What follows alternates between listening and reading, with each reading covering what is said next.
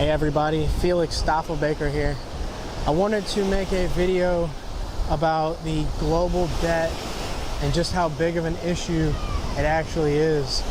If you look at the GDP, the gross domestic product, which is measured basically by the amount of output, the amount of economic activity that's being produced by a country, if you add all of the GDPs of the entire globe up, we could see that the debt to GDP ratio is 4 times, if not greater, and it's always increasing, which means that the amount of debt that is in the world is 4 times the amount of output that has happened. And that was even before COVID happened, before there was an absolute stoppage of economic activity and economic output. And what that means is, even right now, we would need an 11% global GDP output year over year just to maintain the amount of debt being printed and created out of nothing and having countries sign on to it. That is, I mean, that's like grade 11 math. There's absolutely no way that that's sustainable, no way that that's going to happen, no way that people are going to be able to maintain that level of economic activity and output, especially when we have governments and people controlling nations stopping it at an alarming rate and forcing people to shut their businesses down and to not be able to operate, participate in economic activity. And on top of that, you have countries introducing universal basic incomes, paying people to stay home.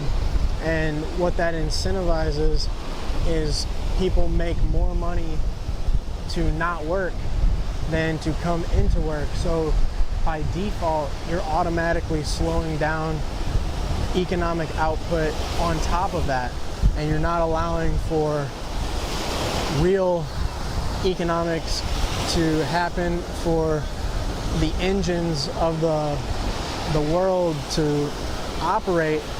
You're stifling innovation, you're stifling production, and you're turning everything off, essentially. It's hitting the off switch on the global markets at a time when debt is at an all-time high and GDP is at an all-time low. And that is setting things up for a disastrous outcome, one of which can only be, the only way that this is going to work out in any sort of favor for anybody is if everything becomes controlled and we have a completely managed economy where things are shut down, switched off, and changed over at the behest of the people in control and the people controlling the world and the markets. And you know, that I don't necessarily see that happening. I see them letting things get so bad that things have to go to a new type of order, a new type of credit system. And right now, you know, there's really only one way that I see to be able to protect yourself from that. You might be able to buy some gold in it, save your purchasing power a little bit, but really the only option right now is Bitcoin. Bitcoin is the only option that can not only save your purchasing power from what's happening, but increase it over time. And you know, when people start to figure that out and see what's happening, because they still haven't figured it out yet, you know, that will be the opportunity and the time for Bitcoin to shine, Bitcoin to overtake the market cap of gold and go even higher. which would give it valuations in the stratosphere that even would make today's pricing look very cheap, very affordable in terms of fiat currencies. And so I think that people aren't paying attention.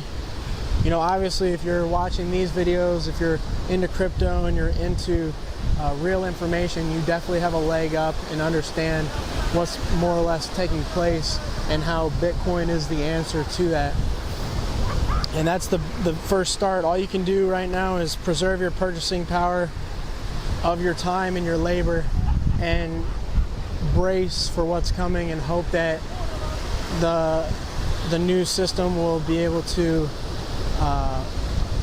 increase your standard of living, and at the very minimum maintain it, because we do not want to lose our standard of living and where we are.